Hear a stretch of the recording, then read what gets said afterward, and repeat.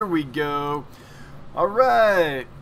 Well, hello everybody. Hello and welcome. Welcome. Glad you're here. It's Wednesday night at 7 o'clock p.m. Mountain Time, so it must be time for another fish live stream. I'm your friendly fishmonger, Dan, from dansfish.com, and your host this evening. So thanks for being here. Glad you're all here. And I have some updates in the big 125-gallon aquarium behind me, which you can probably see there.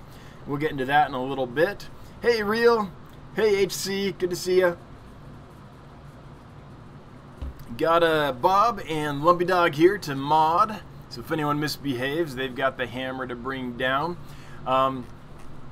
This is probably not a smart thing to say, but we haven't had a lot of misbehavior on this channel. It's been pretty smooth sailing the whole time, so let's hope that continues. Of course, now that I said that, tonight will be the night, right? Tonight will be the night.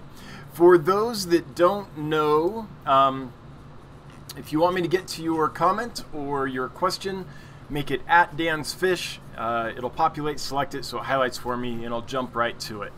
So let's get to it. Let's say hi to some folks. Real, hey, glad you're here. Looks like Real was first. With a close second, Angela Turner. What's with the axe? We'll get into that in a second. Amp Aquatics, I'm not going to fall asleep this time. Do I usually put you to sleep, Amber? Oh, well. I'll do my best. I'll do my best. Hey, Real.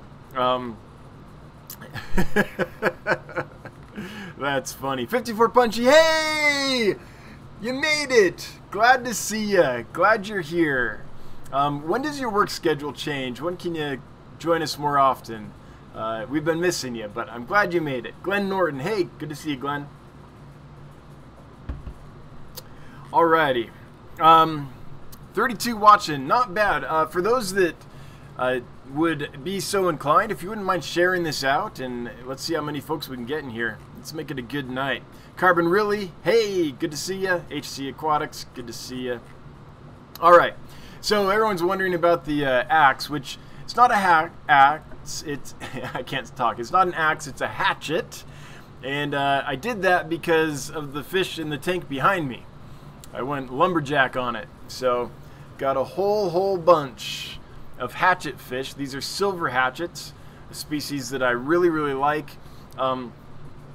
One thing I'm always on the lookout for is good surface dwelling fish, because that can be a part of your aquarium that is a little more difficult to stock. So I got all these so I could have some surface dwellers in this aquarium, and I got enough that I'm going to keep a group, I think, for myself, but I've got like around 100 of them or maybe more. So there's plenty to distribute as well. So they're not ready for sale yet. I'm waiting for them to finish getting settled in. They're a little bit of a touchier fish, so they take a little more time.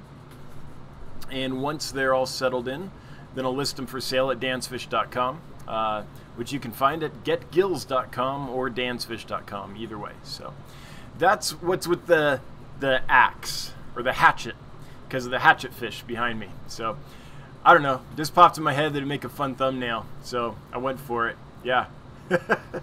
And by the way, it's like full lumberjack because it's also still winter here. It's very snowy. We have blizzard warnings out right now, so it's a little crazy right here in northern Wyoming. I wonder how 54 Punchy's doing. She's in Wyoming too. Got snowed in today. Got stuck trying to get to the highway. Yep, it's one of those days. It's very snowy, very windy, very Wyoming today. So, well, I guess the bright side, Pam, is that you got to come join us. So, great to see you again. I'll take it. Amp Aquatics, no, you don't put me to sleep. It's just my time zone. I'm a few hours ahead. Okay. Well, if you need to go to sleep, I could sing you a lullaby. We could get you there, Amber. We can get you there.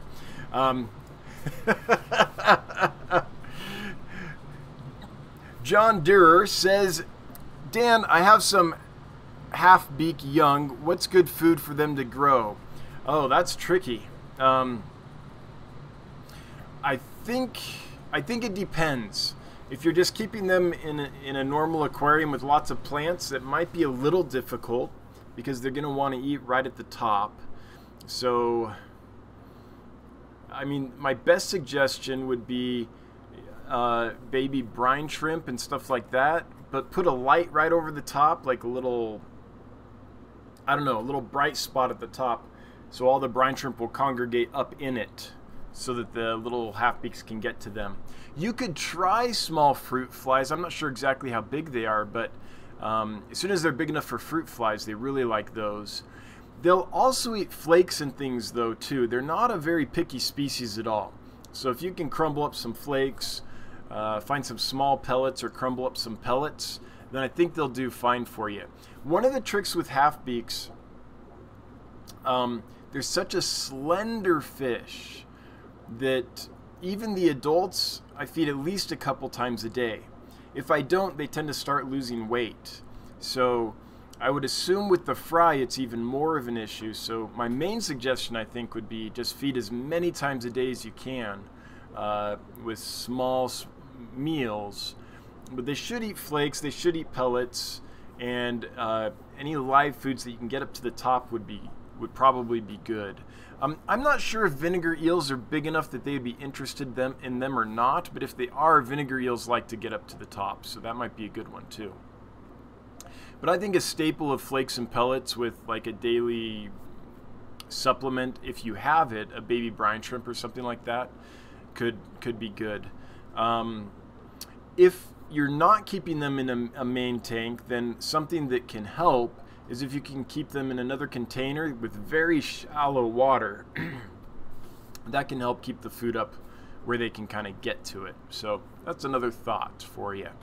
That's what I've got, John. How many babies do you have? How big are they? How old are they? Congrats. That's awesome. Glad you got some babies.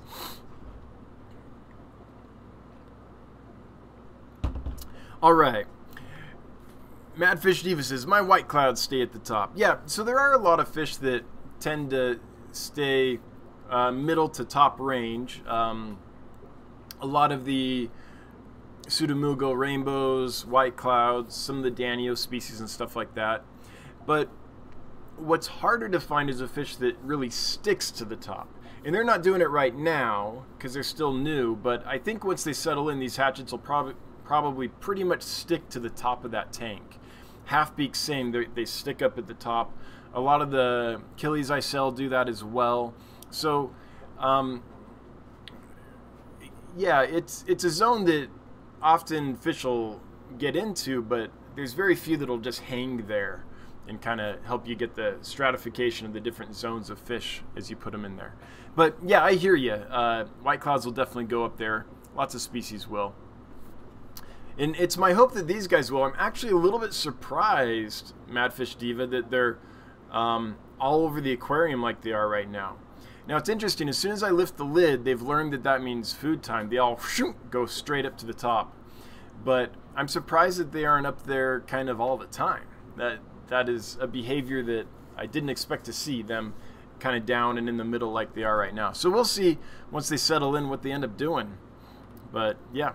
So anyway, as I was saying earlier, yeah, I'm always looking for fish that kind of stick at the top and almost stay there, just to take advantage of that zone. JH Aquatics, oh, this is sad. One of the killifish jumped through a tiny crack, and I found her in the shrimp tank next door. Oh, all the shrimp are gone. Oh, this was like a roller coaster ride. Joseph, I saw that they jumped, I'm down. I saw that they landed in the shrimp tank, I'm like, yes! And then I saw the shrimp are gone, I'm down again. Man, you're messing with my heart, Joseph. Oh, man. Oh, I'm sorry that the shrimp... Was it the blues? Like blue bolts or whatever? I wonder which species it was. That's no good. No good at all. 43 watching. Wowzer. That's good for this little channel. Thanks, everybody, for being here. If you have a question or comment for me, make it at Dan's Fish. The at symbol, no space. Just start typing Dan's Fish. It'll highlight for me, and I'll get to it. So speaking of which, let me look for some of those right now. Aqua Apprentice. I have a 2 and a 5-year-old. Oh, how can I get them to eat healthier? And the troll award goes to Aqua Apprentice. Well, do you have a dog crate? You start there. No, I'm joking. I'm joking. Bob, thanks for linking the t-shirt. If anyone wants to go get it, we've got one. Skippers Aquariums, what's up, Bob? Well, hello, Skippers. Christopher Page. Hey, Dan, interested in importing designer and wild bettas wholesale, but don't know where to start. Any advice? So I think it depends on the quantity you want to do. If you're able to do large quantity, then I would just get a hold of, they're all over, some betta suppliers in Thailand or whatever, and say, hey, I want to buy your bettas, and they'll be like, yes, please buy my bettas. They're very willing to do business. Maybe check for some references so you can make sure that other people have bought from them and not been scammed and all that. It's always a little dicey when you're doing international commerce, so just make sure you get yourself in a position where you're not going to get scammed, right? Do a little background, a little due diligence, and then you can buy from them and import. If you want to import, the main barrier, there's licenses and fees and all that. Anyone can navigate that. It just takes time, and there's a little bit of cost associated with it, and it's kind of a pain, right? I mean, you're dealing with bureaucracy, but that's not the big deal. The big deal is the minimum orders for those companies is very large. So if you have a large facility, you could think about that. But if you only have a small facility and don't want to go big, I would talk to a transshipper. Linda Olson is in Denver. I've worked with her quite a bit. She's a lovely lady and has been doing this for a long time and can help people out. Julie Tran in California does this as well, but you can contact these kind of small transshippers. You can say, hey, I want to buy some bettas. They'll give you the list, and then you can go in on the group purchase, and that way you can order smaller amounts of bettas. They'll cost a little more, but you don't have to buy, 10 boxes. And by boxes, I mean like big boxes of fish at a time to do it that way. So that might be a good place to start too. So I would start looking at, unless you want to do the massive import yourself, which I'm doubting, then I would start maybe looking for a transshipper, starting a relationship with them, and seeing if you could, build that relationship and get some bettas in that way. Linda Olson's been great. I can't say enough good things about her. She's wonderful. She brings fish in twice a month. Julie Tran I've never worked with, but I've heard good things about. I don't know what part of the country you're in, but there's transshippers kind of scattered all around the different ports of entry. I think Atlanta, there's one in Atlanta, different areas. So that might be something worth checking out if you don't want to just bring in tons and tons at once. So, Christopher, I hope that helps. If you want Linda Olson's contact info, just send me an email at Dan@DansFish. Say, hey, I'm the guy that wants to bring in bettas, and I'll get you in touch with her. I'm always happy to funnel business her way because she's an absolute wonderful lady. So glad to help her out. The more business she gets, the better she does. Dan Slee. Picked up 10 Norman's Lampi Achilles from the club meeting. Cool. They're doing great, and I'm really enjoying them. Any tips on them? Thank you in advance. They're a fish that is so easy that I don't think they need tips, honestly. They're small schooling fish. They're peaceful, or shoaling, I guess. Maybe a lid. In my experience, lampeyes don't jump nearly as much as other killifish, but a lid might be a good thing. But once they settle, you're probably not going to have any issues at all. They're probably going to be just like little blue eyes, or some of the other little kind of fish like that. So Boraris, kind of small fish like that. So I've never had any problems with them.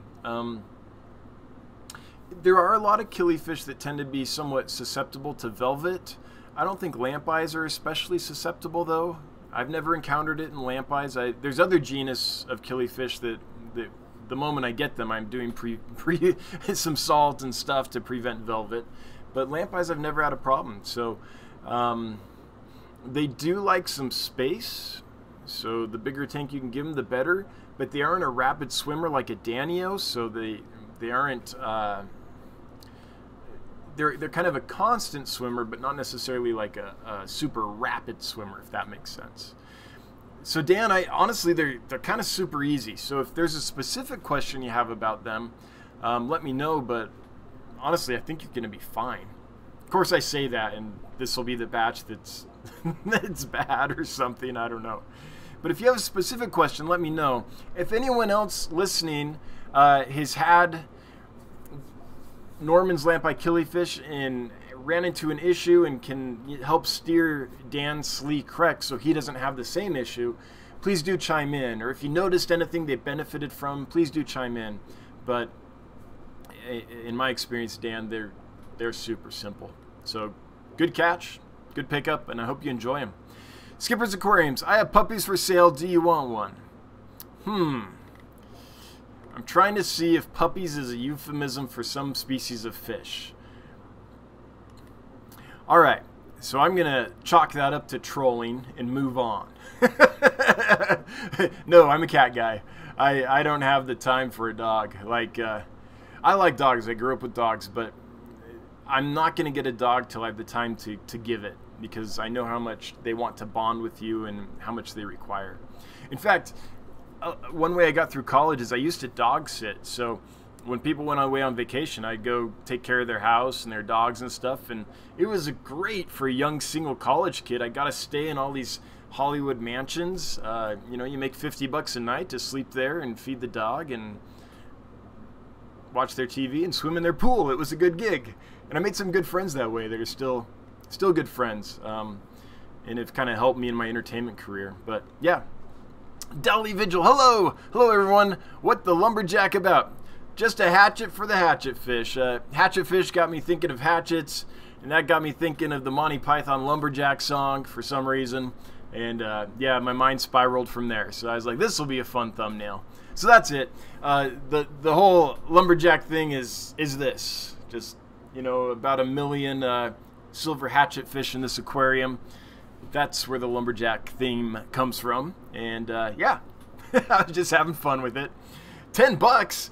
G. Cunningham, hey Dan, thanks for the extra heat pack. All arrived healthy and happy today. The milk killie is a stunner. Cheers. Hey, I'm glad to hear it. That's awesome. Thanks, G. Cunningham. Thanks for the super chat. On top of being a good customer, thanks for throwing money at me here. I really appreciate it. Never required, always appreciated. And I'm glad they made it. That's awesome. And thanks for letting me know about your weather. Anytime anyone does that, it just empowers me, so I'm more likely to be able to know the best way to get the fish to you. So I really appreciate that. 54 Punchy talking about the weather. Yes, it's really bad. I had no choice. Got stuck in the road in front of my house. Yep, we're having snowmageddon here in Wyoming, but for us it's kind of just another Tuesday. But today it's a little worse. It's a lot of snow all at once, a lot of heavy wind. And we have blizzard warnings out there and stuff. So not a day to be on the road for sure. So, well, I hope it gave you some time to sip some, you know, warm tea and scratch the dog behind the ears. 54 Punchy. It would have been dangerous driving home tonight. Yeah, wind is picking up to 50 miles per hour to 80 miles per hour gusts. Still snowing hard. Yeah, not a day to be on the road. I agree. So I never experienced this in California, but in Wyoming, the weather is a real topic of concern. Like, the weather here will kill you if you're not careful. There are days when I just don't go out. I'm just like, I guess it's ramen today, because I'm not going out in that. Skipper's Aquariums, my silver lab had a litter of puppies Sunday. Oh, cool. I was messing with you. Oh, I know. She had 8 puppies, 5 females and 3 males. All right, cool. Well, that's exciting. I'm glad to hear it. Hope they all do well. Long Island Fish Guy, did you keep any of the clouded archers? I did not.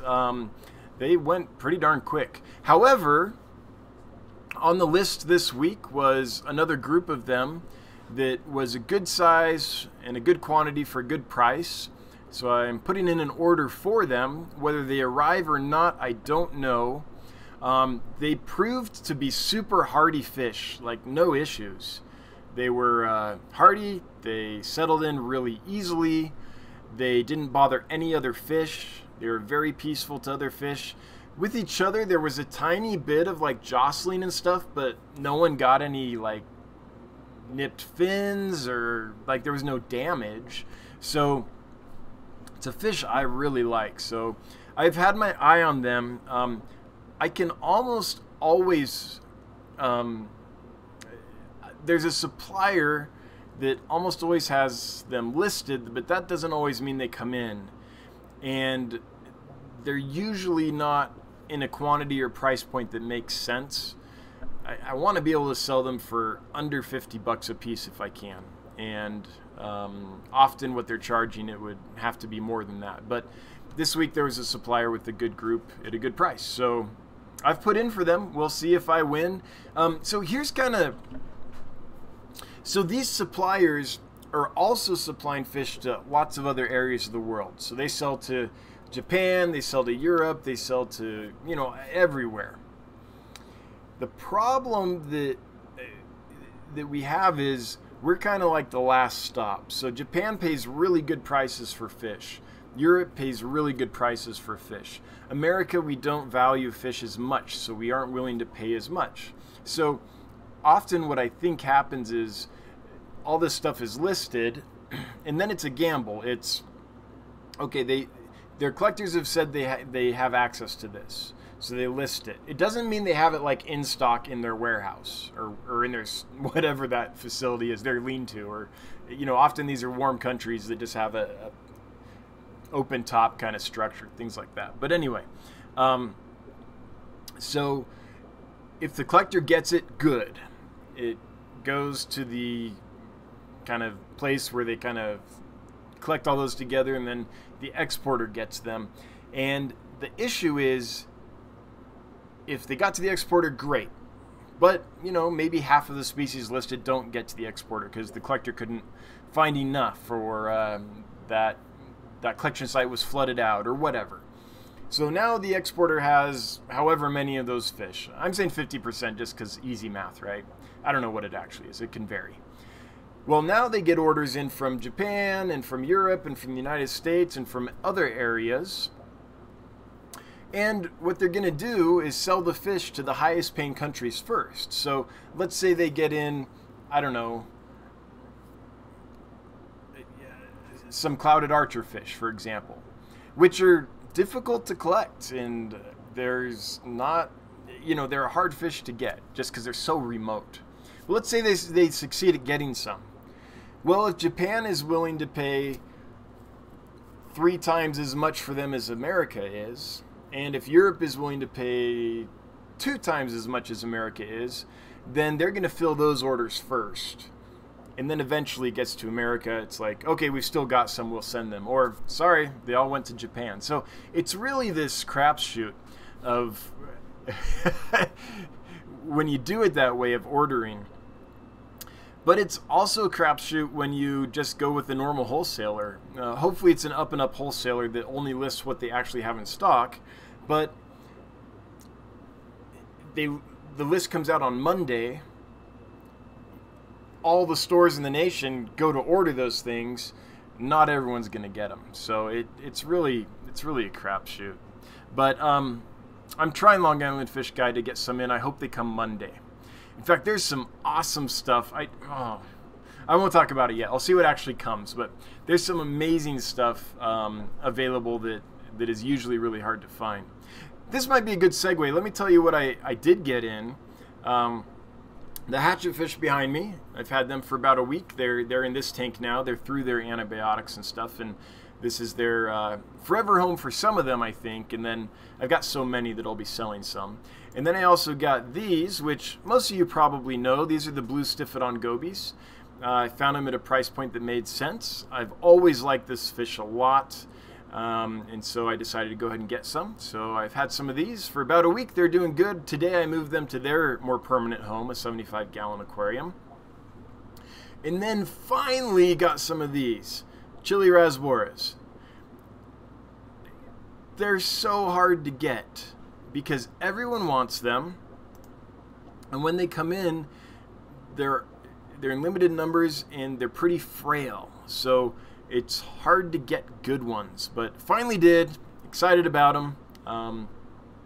It'll be a little while before they're available, but that's kind of, it was a small order this time, but that's what I got in. One of my main suppliers, the entire order got shorted. They messaged me and said, hey, sorry, this week something went down, and they're like, no one's getting fish this week, sorry. So I went ahead and put in a smaller order with another supplier and got those 3 species.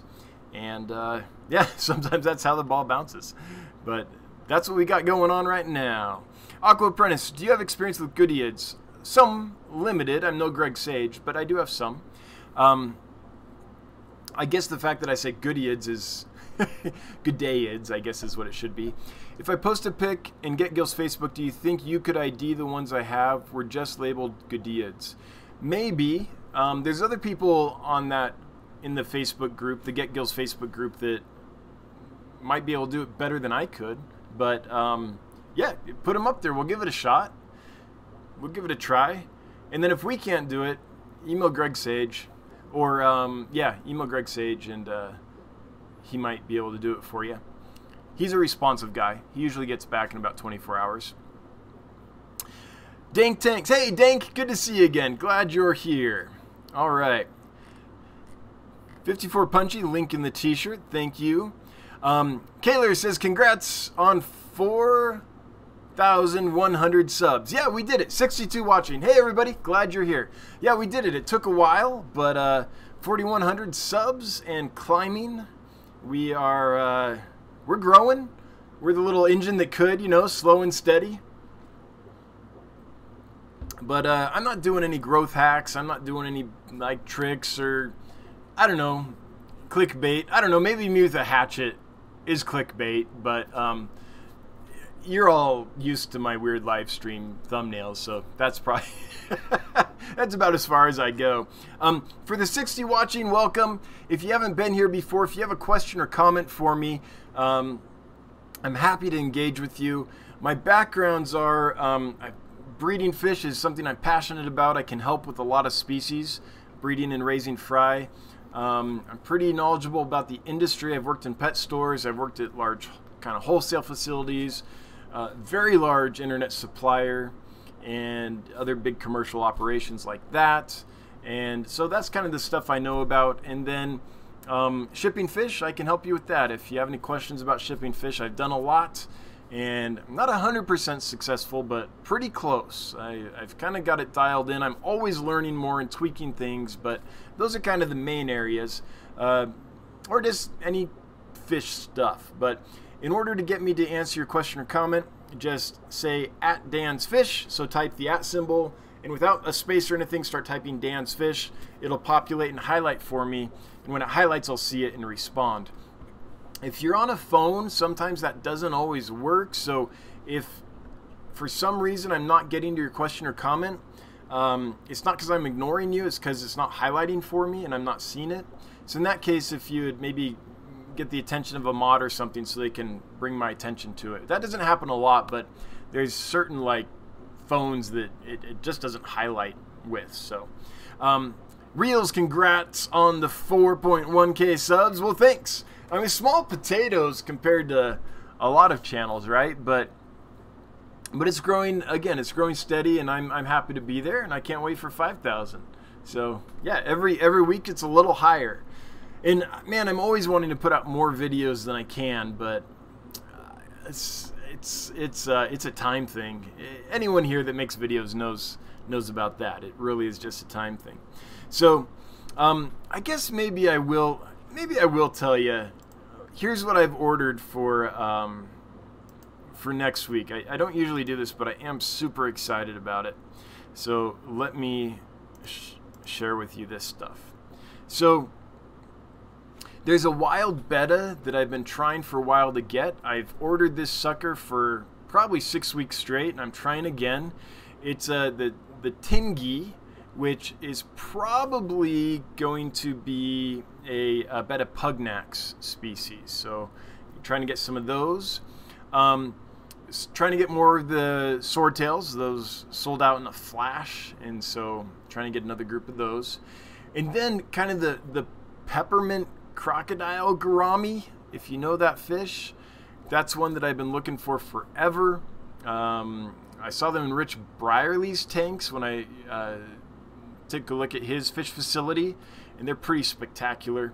Some more fricatas, just because I'm running really low and I love that fish. Trying to get some true Montezuma swordtails. They're on the list. I'm trying to get them in.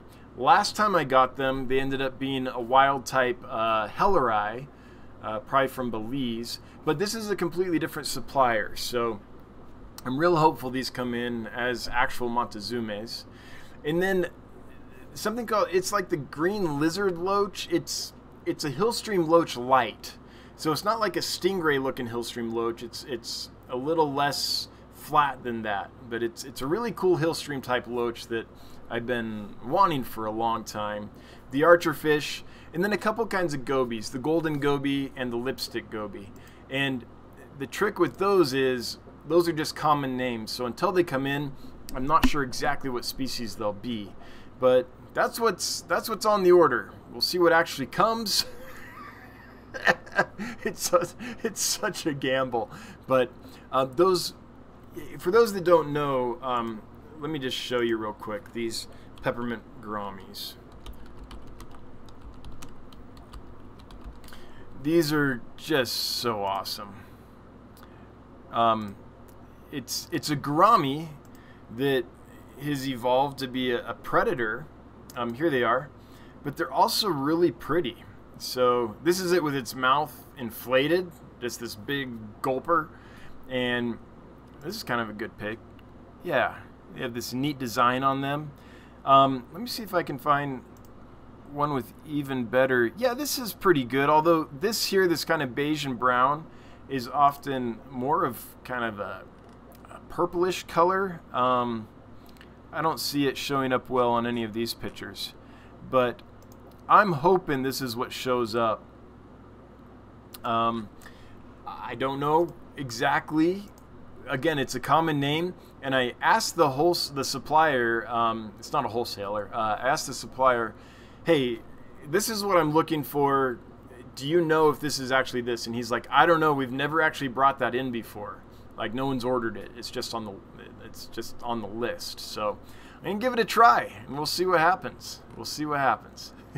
65 watching, not too bad. If you don't mind taking a moment to share this, that would be greatly appreciated. Hello, Keith. Good to see you. Keith Boardley is in the house. Daryl Deemer. Hey, Daryl. Any tips on the fork-tailed rainbow fish when I received them? Trying to think. They're another one that's super easy in my experience. Their temperament. How do I describe them? They're a constant swimmer, but not super fast. So kind of like a Danio, but not quite with that much zip, if you will. They do like some kind of bushy plant or mop or something. And something that's cool is if you have that, whether it's a clump of Java moss or some kind of dense plant clump or just a spawning mop, is a couple times a day they'll group around that. All the males will group around it. And by the way, they don't fight or anything. They're not super aggressive. They'll kind of spar and display, but I don't think you're going to have any aggression issues. But they'll group around that, and they'll all dance and try to lure the females to that plant or that spawning mop. And that's super cool. They were doing it the other day, and I tried to get some video, and of course, as soon as I put the camera up to the tank, they all kind of scattered because the camera's new to them. But for just seeing their behavior, I would recommend something like that. Some place in the tank where that's going to be an obvious central spawning site. Just because when they group around it like that, it's pretty awesome. And by the way, I sent you even sex ratios, so you should hopefully be able to get some good eggs from them. So just keeping them, they're super easy to feed. They've been eating flakes and pellets. They've been eating frozen food and live food as well. One thing though is they tend to stay kind of in the top third of the aquarium. They're not like always pegged at the very top of it, but they kind of tend to be in that upper layer, and it takes them a while to learn to eat food that's on the bottom of the tank. So if you're feeding rapashi and stuff, it's going to take a while before they learn, oh, I have to go to the bottom of the tank to eat food. So I haven't trained them specifically into rapashi. Sometimes I'll like crumble stuff up, some rapashi up, and kind of swirl it around in the tank, and they'll eat at that. But they do tend to eat in the kind of upper level of the aquarium. As far as spawning them, they'll lay their eggs. The eggs are really hard, like tough little things, and you can just take out the group and let the fry hatch in the tank. You can take out the spawning meat, like the mop or the group of plants, and put them in another tank or container to hatch, or you can pick the eggs out and kind of artificially incubate them.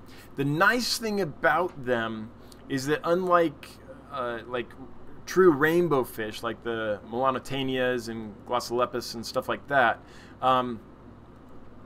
the fry of these little guys is actually a lot bigger than those other fish. So they can eat baby brine shrimp right away, which makes them super easy to raise.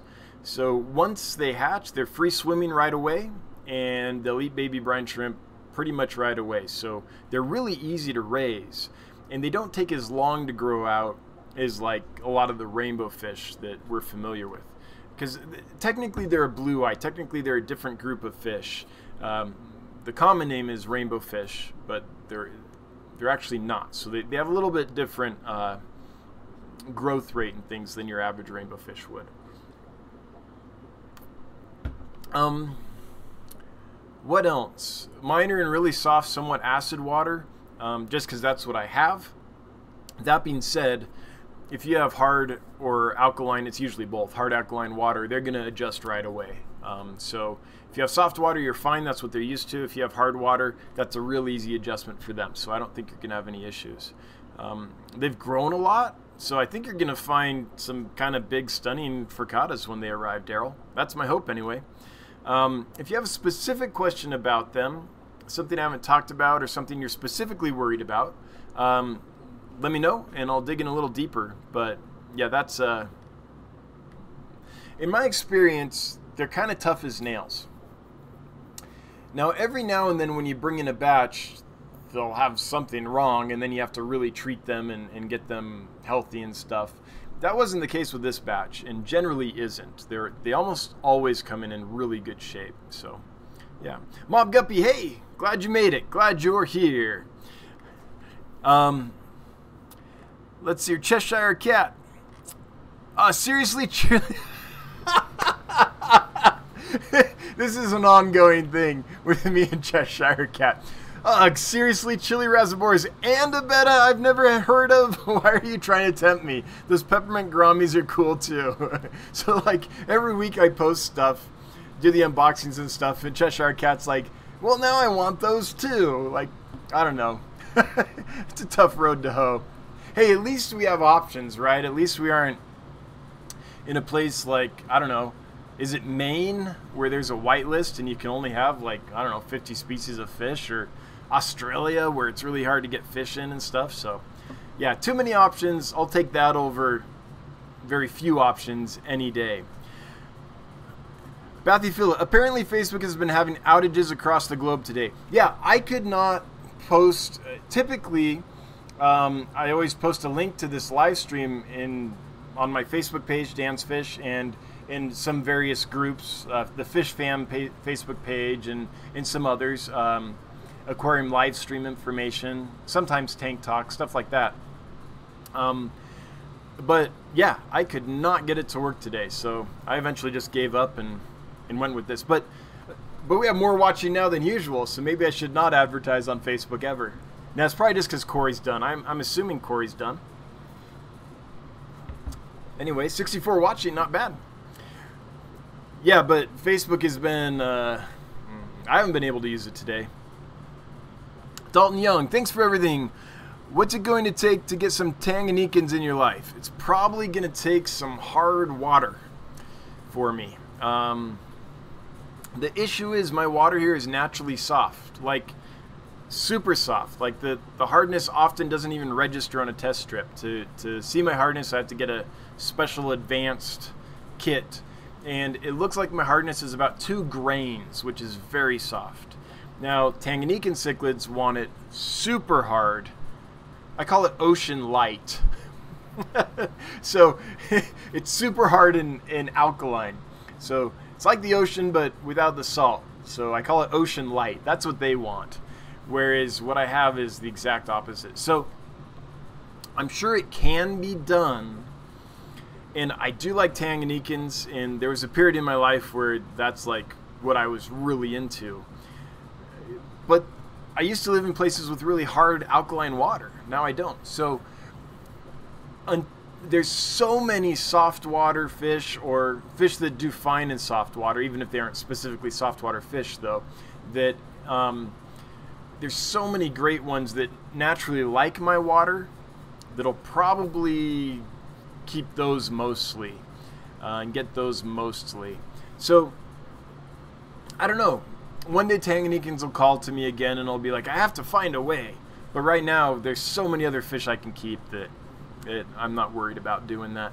I was looking at some Synodontis today. I do like that fish a lot. This was one from the Congo though, so it was a softer water Synodontis. But I ended up not doing it just because the price wasn't quite right.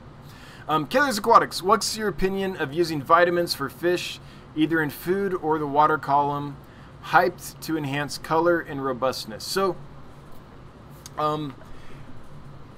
I will often take some, like when I'm doing my frozen foods, or with Repashy I don't do it so much because there's already a lot of vitamins in there, but sometimes I'll take, when I'm thawing my frozen food, I'll take a little bit of a liquid vitamin supplement, you know, one made for humans, nothing super special, and put a little bit in there so that as it thaws it might uptake some of that.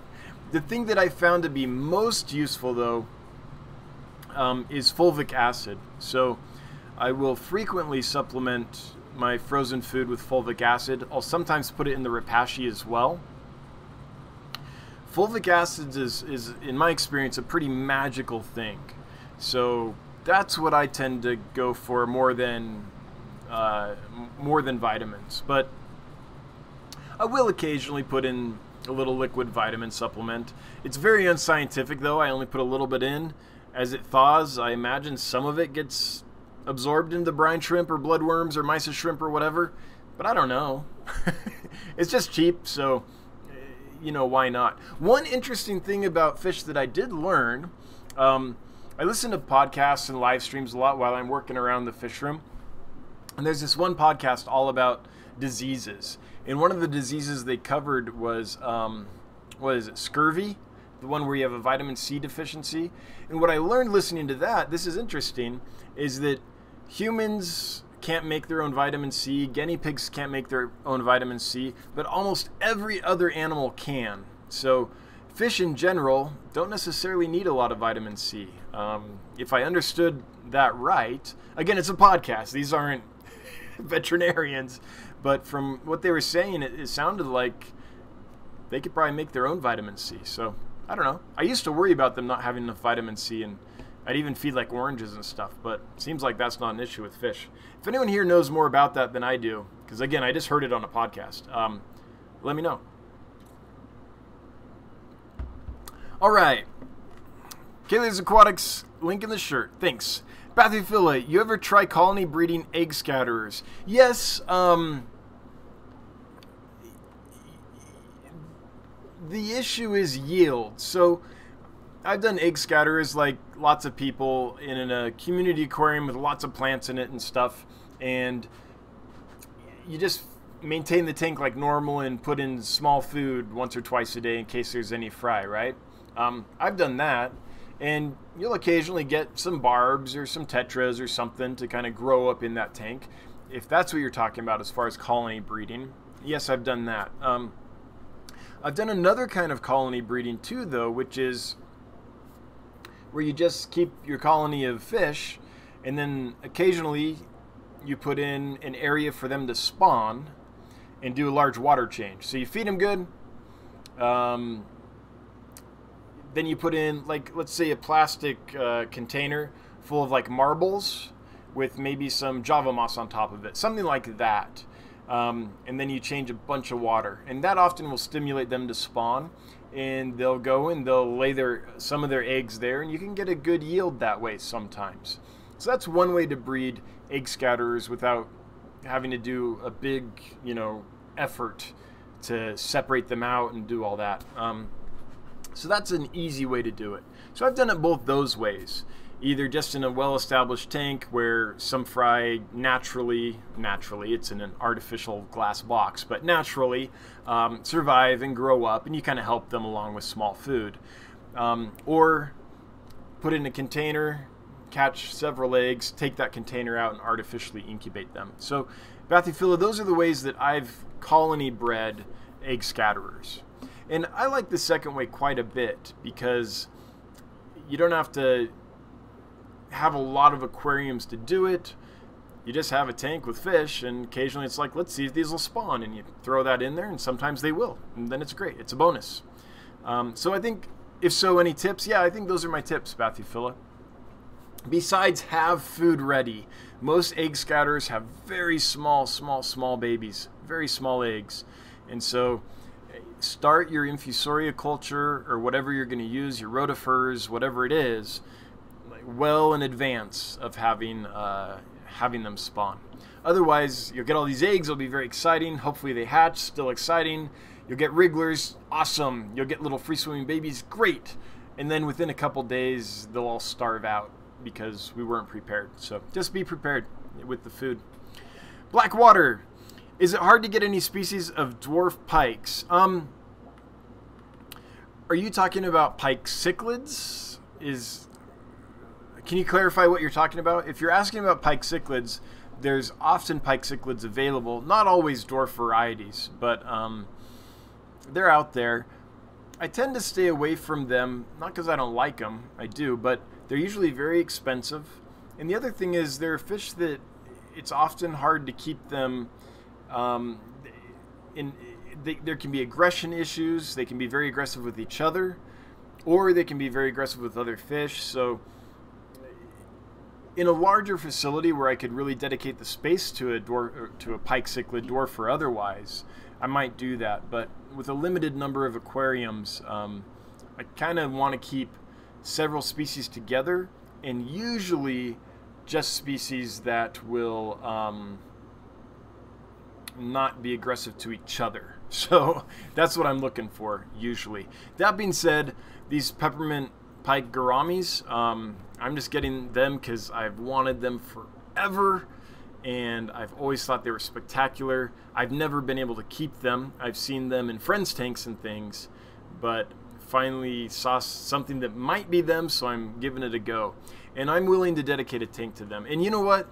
I'm getting overrun with like guppies. Like I have so many mutts growing up right now, just kind of mutts that have come out of different breeding projects. So I'm looking forward to fattening those pike gouramis up. Truth be told, just because I need to thin some of these out, and I don't have a large local population. I can, get rid of 1,000 guppies easily. So and there's not a huge demand online for mutt guppies. So yeah, I've got a ton. Dolly Vigil, I need more space for tanks. I know the feeling. MTS is hard. I know it's not a question, but do frustrations still count? Yeah. Oh, okay. I see. Dolly Vigil's wondering if he posts a frustration, is that okay? Yeah, absolutely. I need more tanks. Arrgh. Yeah, I feel ya. I feel ya. Always. And it never ends. Like, this is a pretty good-sized fish room, or facility, but I always want more too. Absolutely. Kayla's Aquatics, I started doing the same for my marine tanks. Thanks for your input. You're welcome. Started doing the same for my marine tanks. I'm probably behind in the chat, Bob, and don't remember exactly what that's referring to, but I'm glad it was helpful. Hey, everyone's saying hi to Cichlids23. Welcome. Glad you're here. Glad you made it. Vitamin C is not fat soluble, so it can't be stored by us. Yeah, that's right. And that's one reason it's hard to overdose on. You just, it clears right out of your body. So yeah, I know it can't be stored, and that's why you get scurvy, right? You don't have vitamin C for long enough, then you can't store it very long at all. Yeah, that's true. And from what I understand, fish make their own. That's something I think I learned.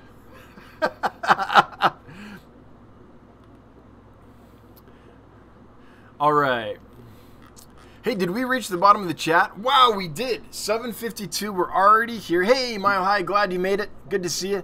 61 watching. So, folks, let me know what you're breeding and raising. Bob, how are those little pelvic Gouramis doing? Did we ever find out what those tiny, tiny little mystery fry were? I'm a little behind on those videos, so I'm not quite sure. But what's everyone breeding and raising? What projects do you have going on? And is there anyone in here that's building a fish room? And how far are you on it? And if you are and you have a YouTube channel, let me know, because that's something I love to geek out on, is fish room builds. The fish tank barn, $5 for the tip jar. Hey, thanks so much. Speaking of fish rooms and building, I hope your projects are going good. Oh, Bob Killer was thanking you for the vitamins input. Yeah, you're welcome. Seriously, if anyone here has not looked at fulvic acid, just do some Google searches for fulvic acid, fish, disease, like all together, and you'll come across some pretty interesting articles that are scientific studies, A/B studies, where they demonstrate how much fulvic acid helps fish fight off disease. It's really, I think, an important element. It's something worth looking into. And you'll see these A/B studies where they take, I don't know, carp or catfish or whatever, and they have two different populations. They'll purposely infect them with Aeromonas or another bacteria or disease. One pond won't get fulvic acid, the other will, and the survival rates are dramatically different in favor of those that got fulvic acid. So it's pretty good evidence that's an important thing. Institutions like the Steinhardt Aquarium have done a lot of research on it, so it's not just like hobbyist lore. It's something that I think is pretty well established by some of the leading experts in fish nutrition. So I rely on it a lot to help me get fish that are stressed and newly imported and stuff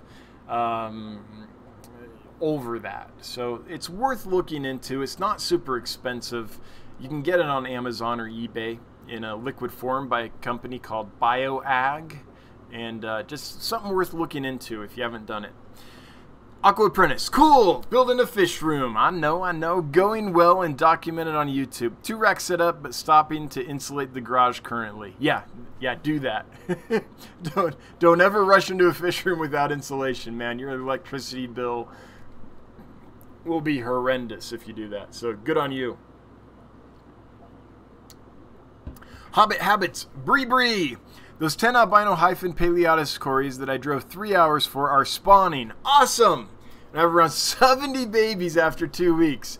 That's cories for you. That's awesome. I'm glad to hear it.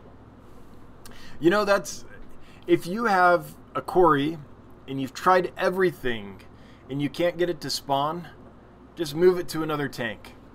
Just move it to a completely different aquarium. Sometimes that does the trick. Sounds like it did the trick for Hobbit Habits fish. That's great.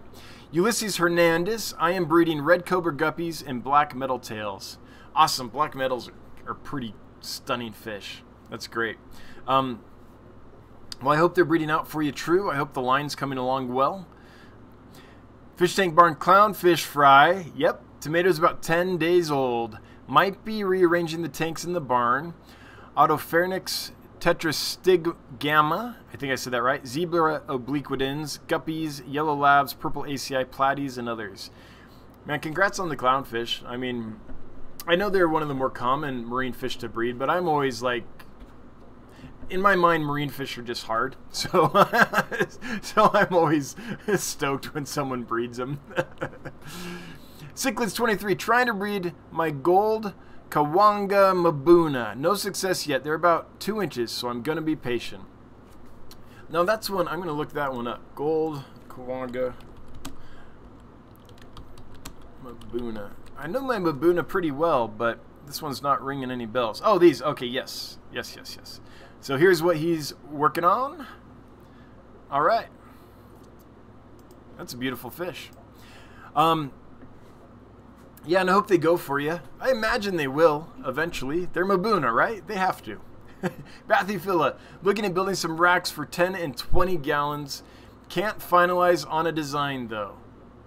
Well, I've never been sorry when I went with larger tanks. Let me just put that out there.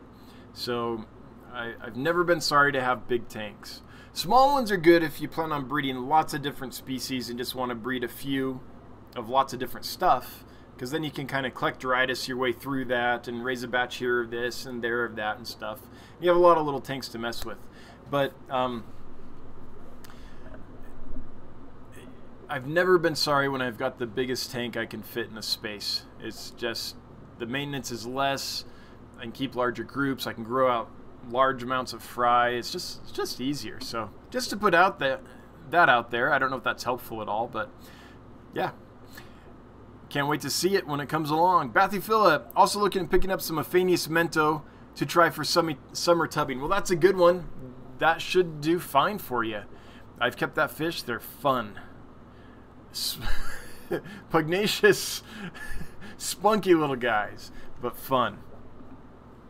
You know, there are fish that can take such a wide range of temperatures, and it's kind of their activity level matches their temperature. So you keep them cool, and they'll swim around and stuff. Keep them a little warmer, you know, they'll swim around. You keep them in the low 80s or so, and they're like little zoom, zoom, zoom, zoom. They're like little laser beams, like just zipping around. They're really fun fish.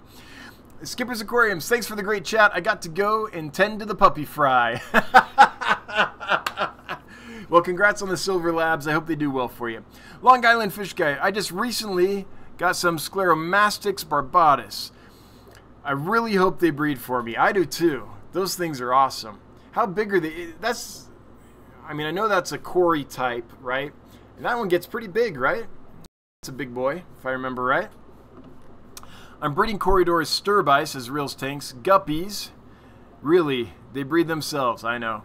And have a few angelfish fry here in Frynado Alley. Yes, you do. Yeah, guppies, it's not getting them to breed that's the challenge. I think that with the guppies in general anyway, it's getting the purity in the line, right? It's making them beautiful and consistent without inbreeding so much that the line breaks down. And so yeah, with guppies, it's not, I got my guppies to breed. It's like, well, yeah, so who cares? Everyone does.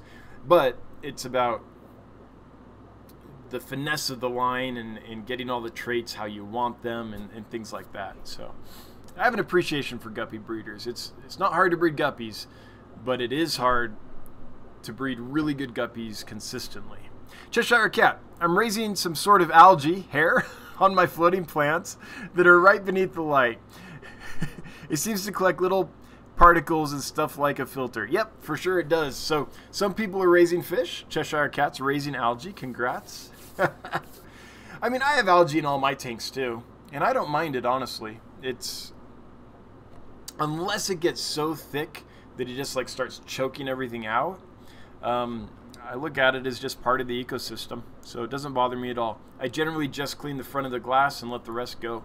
So now that being said, in this tank the algae was really bad, and so I did get some Siamese algae eaters in there, and they kept it down. But in general, little algae, that's just natural, no biggie.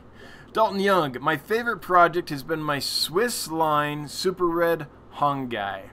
I'm trying to get the brightest red possible. Cool, that's awesome. Yeah, those are a pretty fish. And yeah, you know, sometimes you see those and it's kind of yellow or a little orange. Yeah, if you can go for bright red, that'd be awesome. Long Island Fish Guy, yeah, man, they get pretty big. Cool, the Scleromastics. I'm super excited about it. They're kind of small right now, just about the same size as a Hobrosis. Oh, they are really small then. Yeah, cool. Well, I hope they raise up and do well for you. And cooler water, right, on those? I think those are, if I'm remembering right. It's been a while, but yeah. G. Cunningham, thinking of a garage build, keeping about 10 species of Achilles at the moment. Picking Aphyosemium vulcanum. What's that location? A Kondo TT eggs at the moment. Cool. It's a good way to do a live stream. Sit down, pick some eggs with the live stream going. I dig. Hobbit Habits only cleans the front glass as well. Yeah. Angel Edwards, will you be getting any Epistogramma cockatoides double reds? Probably not. If I find a group at a price that makes sense, I'll get them. But the issue is they're so common, everyone can kind of get them locally, that it doesn't make a ton of sense for me to bring them in when the ones I would get are the same as anyone would get locally. That being said, if I find them, also the supplier that generally has those, they're generally at a price point that I'm like, nah, I'd have to charge my customers too much for that. So, no, I don't have any specific plans to get them. I do like that fish though, and like most fish, if I find them at a price point that makes sense, then I'll probably do that. But I haven't yet. Are we buffering? Man, it's telling me, hang on, let me go back here and see how we're looking. It's telling me, did everyone just get a massive buffer? Ooh, looks like it might be. Okay, we're back. Was that super bad on your guys' end? That looks pretty bad from what I was seeing. We are in the middle of a blizzard right here, so I'm not surprised. Like outside, it's nasty, like blizzard time. Yeah, it was buffering. I saw that. Just the wheel spinning. Okay. See, I saw one here. It didn't highlight, but James Glenn, there it is. Ever heard of Barbus barillodes? See, I speak Spanish, in a Castilian form of Spanish, so I always want to say barillodes.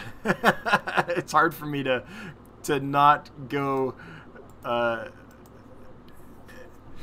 yeah, go a little bit Castilian when I see that. No, I don't know that fish. Let's take a look. Let's see what these guys are. So here's what we're talking about. Oh, cool. That's a cool fish. Wait, that's Fasciolatus. Is it Fasciolatus or is it a separate species? Let's see. Maybe this will show us. No. No. Don't know it. Never heard of it. So is it... So let me know, is it different than Fasciolatus? I'm assuming it has to be. Maybe a closely related fish to that. Don't know them. If you do, let me know. How big do they get? Are they aggressive? What are they like? Do you have any? Or are you just looking for some?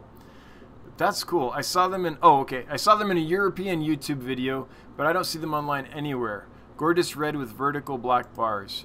I've never seen that fish. If it's an African species, those can be really hard to get in sometimes. But no, that's gorgeous though. Super gorgeous. Reminds me a little bit of jay barb. I don't know what the genus is, but the jay barb, J-A-E. If I see those, I'll be getting some though. That was a gorgeous little fish. And I mean, there's barbs available every week, but there's like 500 kinds of tiger barbs and then a few other stuff. Oh, it's buffering again. We might be shutting this down here pretty soon. Someone says, Dan getting to plecos, dang it, says Mile High. Well, I'm into starlight plecos. The plecos you gave me, man, they're doing good. They've grown a lot, 3-4 inches now, so they're getting bigger. So I'm actually thinking about putting them in here once this tank kind of settles. Like, I want to make sure the hatches have been in there for a few weeks before I do that. But yeah, ooh, buffering again. Buffering so bad. So everybody, I'm sorry. It looks like the blizzard is doing this in. It's buffering super bad. So I think we're probably going to call it. We've lost half the audience. It doesn't look like anything's happening. It is full blizzard mode here in Wyoming, and it's been going for a couple minutes, it looks like, this buffer symbol. So I'm probably going to shut this down. Thanks everyone for being here. Thanks to everyone as usual. Super chats, thank you. Mods, thanks. Everyone that chimed in, thank you. And yeah, I'm going to call it because we're having some bad buffer. But anyway, next Wednesday, hope to see you 7 p.m. Mountain Time. Until then, have a good one. Bye-bye, everyone.